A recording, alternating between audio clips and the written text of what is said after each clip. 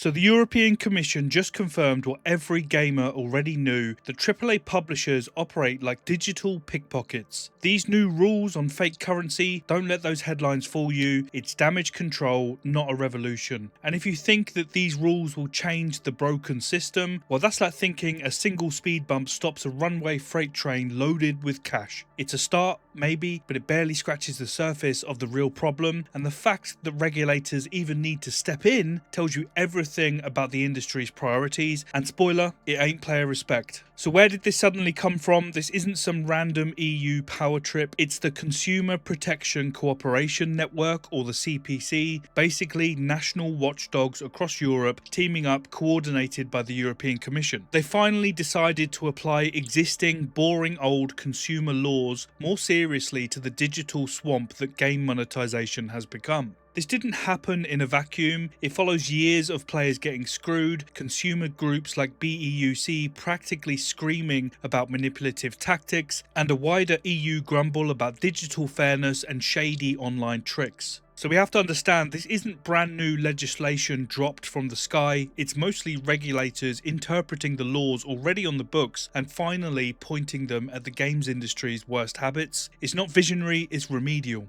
So what did this official interpretation actually demand? Well, it's truly revolutionary stuff. They basically want games to show the real money price next to the stupid sparkle credits or whatever fantasy bucks they're inventing. Imagine that, actual price tags when buying something. They're also cracking down on the classic bundle scams, you know, where the skins cost 1100 chrono crystals, but they only sell them in packs of 1000, forcing you essentially to overbuy and leave useless digital change rattling around. So yeah, they're basically telling them to knock that off, to allow players to buy the exact amount, or something close to it at least. And they want clear rules on refunds for unused fake money, trying to poke holes in that all digital sales are final bullshit publishers love, reminding them about the 14-day withdrawal rights for purchases. Plus, a big focus is telling them to stop using pressure tactics like fake countdown timers and aggressive FOMO, especially when targeting kids. And the mad thing is, this whole circus got momentum mainly because Star Stable, an online horse game for kids, allegedly got caught using these exact kinds of grubby tactics on its young audience. A horse game. That's the level of dignity we're dealing with industry-wide. This is the bottom of the barrel these rules are scraping. This is Consumer Protection 101, stuff your local corner shop figured out decades ago, but here we are. And the industry reaction has been hilarious, predictable as ever, tears,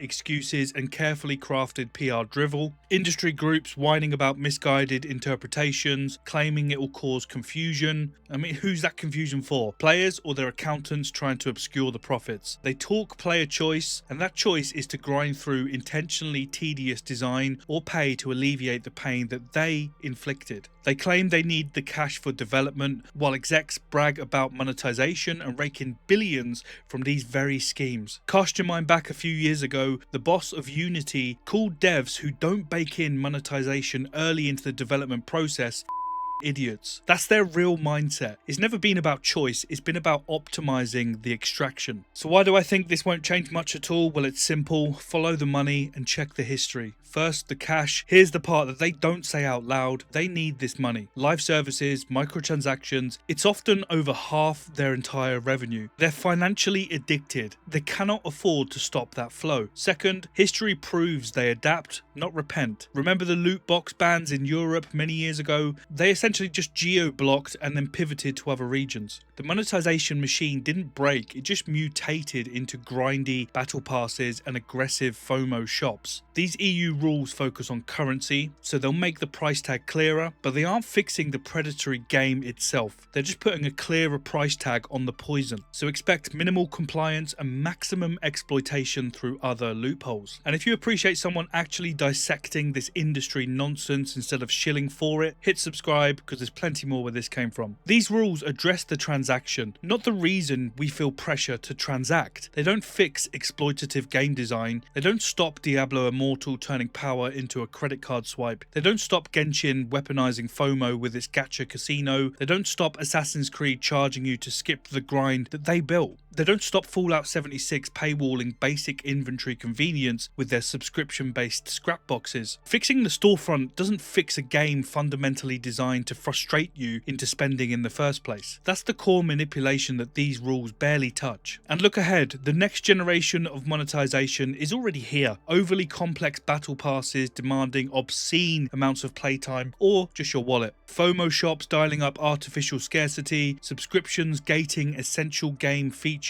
and the sheer audacity of pay-to-skip convenience, paying to avoid the bad parts of a game that they designed. The EU is patching yesterday's exploits while publishers are beta testing tomorrow's shakedowns. But the infuriating truth, the one that they hope that you forget, is this is all a choice. Publishers choose this path. It's not required. Look at Baldur's Gate 3, a masterpiece, a massive financial success, sold for one price, done. Look at Elden Ring, same story. Critically acclaimed, huge seller, pure game. These aren't miracles, they're proof. Proof that you can build incredible, successful AAA games without predatory monetization.